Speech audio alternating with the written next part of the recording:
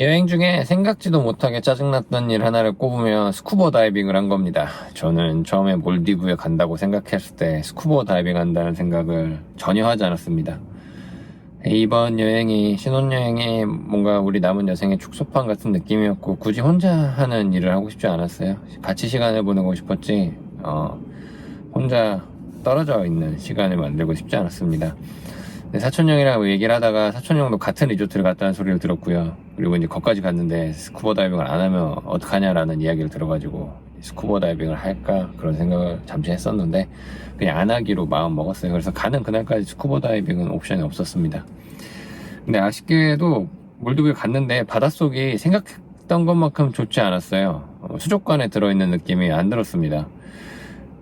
바다로 내려가는 계단, 객실에서 바다로 내려가는 계단을 통해서 이제 바닷속에 들어가면 뭐 산호도 몇 개 보이고 물고기 떼도 보이고 하는데 막 엄청 좋지 않았습니다.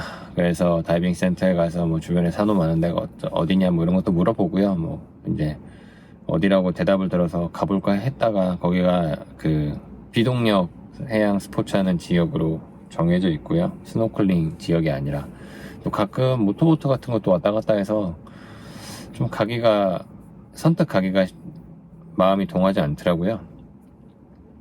그래서 그냥 근처만 돌아다녔죠.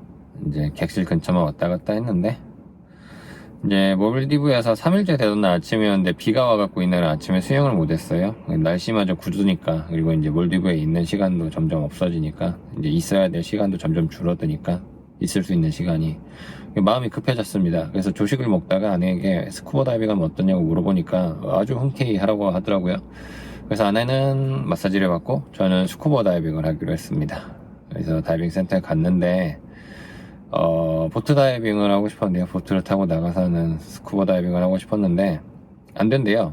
이제 마지막으로 스쿠버 다이빙 한 시간이 너무 멀어가지고 이제 교육을 받고 해야지 보트를 태워준다고 해서 좀 할까 말까 고민했었는데 옆에서 아내가 하고 싶은 거니까 하라고 하더라고요. 근데 비용이 이제 생각했던 것보다 비쌌습니다. 써져 있는 가격에 봉사료 붙고 세금 붙고 하니까 엄청 가격이 뛰더라고요. 그래도 이제 아내는 하라고 해서 했고요. 마사지도 예약을 했고. 근데 또 그 비용 얘기를 하니까 그 비용만 받는 게 아니라 이제 그 패디라는 단체에서 하는 교육을 들어야 되는데 라이센스 발급비까지 내라고 해서 돈이 더 들었죠. 여튼 그래서 돈을 엄청 냈고요.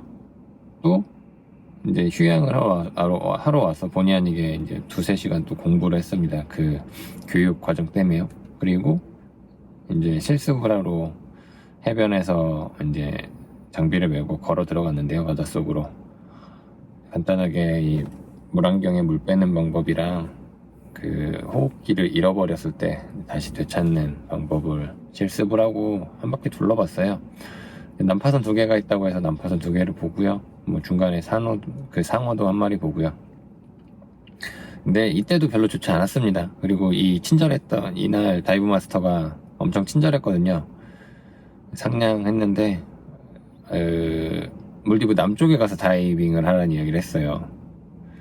그래서 그냥 그런 것 같다 했죠. 근데 이날 좀 생각을 더 많이 했어야 됩니다. 왜냐면 사촌 형이 다이빙한 장소가 여기였어요. 자기가 체험 다이빙 했다고 했는데 보트 타고 나간 게 아니라고 했었는데, 그러면 이거 보고 이제 그냥 별로 좋지 않구나라고 보트 다이빙을 단념을 했어야 되는데, 보트 다이빙 시간이 2시간으로 잡혀 있더라고요. 그래서 한 30분 배 타고 나가면 좀 달라지나 싶어가지고 보트 다이빙도 해야지라고 잘못 판단을 했습니다.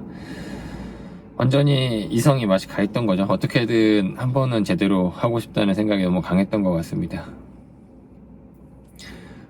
그리고 이제 보트 다이빙은 저 혼자 하러 나갔어요.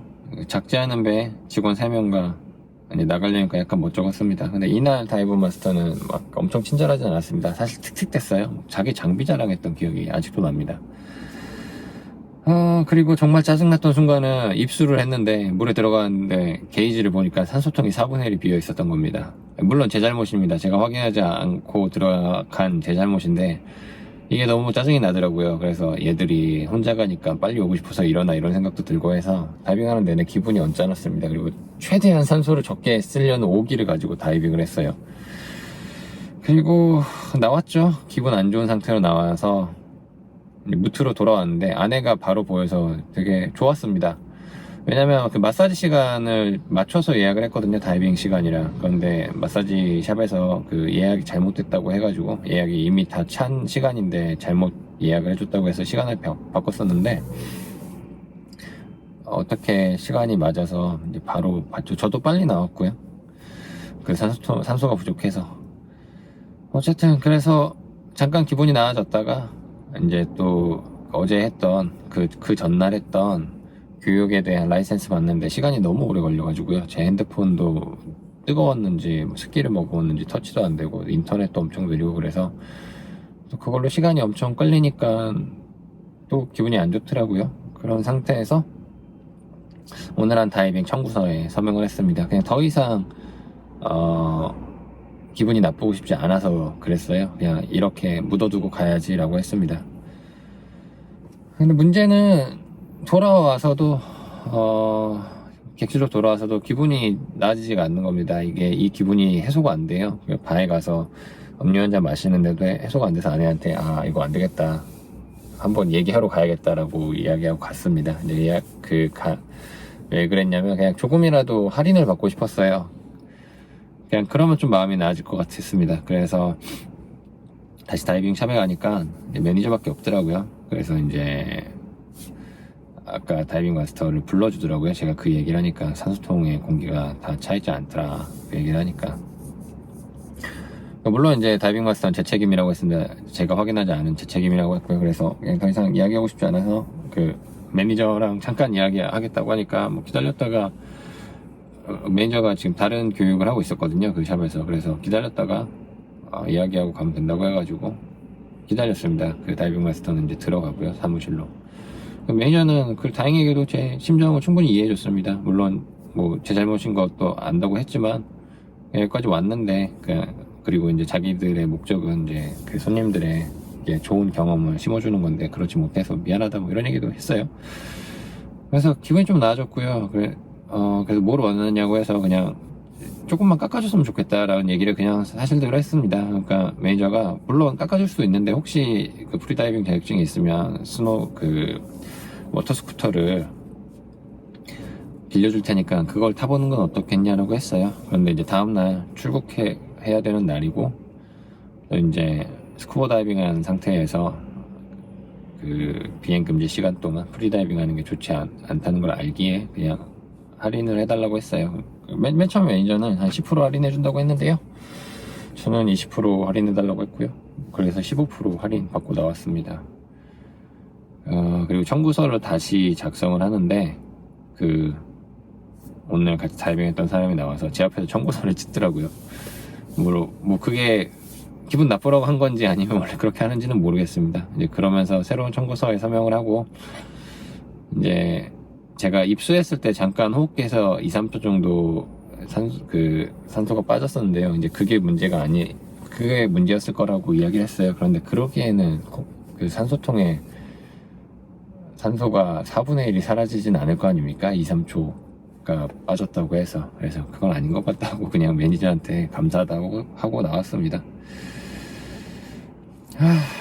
그래서 마음이 좀 나아졌어요. 근데 단지 아쉬운 건 좀 더 생각해보고 판단했으면 어땠을까라고 그런 후회가 엄청나게 남았었습니다. 그러니까 맨 처음에 다이빙 센터에 갔을 때 가격을 보고 좀 생각을 해보고 결정을 하던지 아니면 해변에서 입수를 한 다음에 한 바퀴 돌아봤을 때 보트 다이빙을 하지 말걸 이런 생각을 하던지 뭐 그랬어야 되는데 아니면 다른 몰디브의 다른 샵 가격도 좀 봐보고 이랬어야 되는데 너무 마음이 조급했던 것 같아요. 그래서 좀 아쉬웠습니다. 이게 좀 한편으로는 그래서 뭔가 예비비가 필요하다는 생각을 했어요. 여행에도 이런 사태를 대비해서 만약에 미리 안배해놓은 돈이 있었으면 좀 마음이 덜 아쉬웠을 것 같아요. 이렇게 갑작스러운 지출을 하지 않았으면. 그리고 이제 가장 큰 문제는 아내랑 미리 이야기하지 않은 거죠.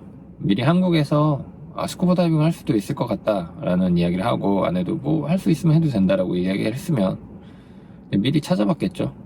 그리고 이제 그 리조트 근처에 다이빙 사이트 같은 것을 찾아보고 볼 곳이 없다라는 걸 미리 알았을 겁니다. 그렇지 못해서 아쉬웠습니다. 더 아쉬웠던 건 이날 처음 그 다이빙을 한 날요, 그 해변에서 들어간 날 그 보트로 스노클링을 했었거든요. 근데 그게 더 좋았습니다. 뭐 멀리 나가진 않았었는데요, 바로 객실이 보이는 근해에 가서 이제 스노클링을 했는데, 거길 한번 나갔다 오고, 이제 거길 갔다 오고 또 그 패들보드를 빌려서 그 바다를 한 바퀴 돌아봤었거든요. 이제 그 뒤로는 좀 멀리까지 나갈 수 있는 용기가 생기더라고요. 그래서 그 뒤로는 산호가 많은 지역까지 가서 구경을 하고 놀았었는데, 그냥 이게 더 좋았던 것 같아요. 만약에 제가 그 보트 스노클링을 먼저 했으면 스쿠버 다이빙 할 생각을 전혀 안 했었을 것 같다는 생각도 합니다. 여튼 좀 바다 구경하는 데서는 아쉬웠어요. 좋긴 했는데 예측하지 못한 일이 생겨서 아쉬웠었습니다.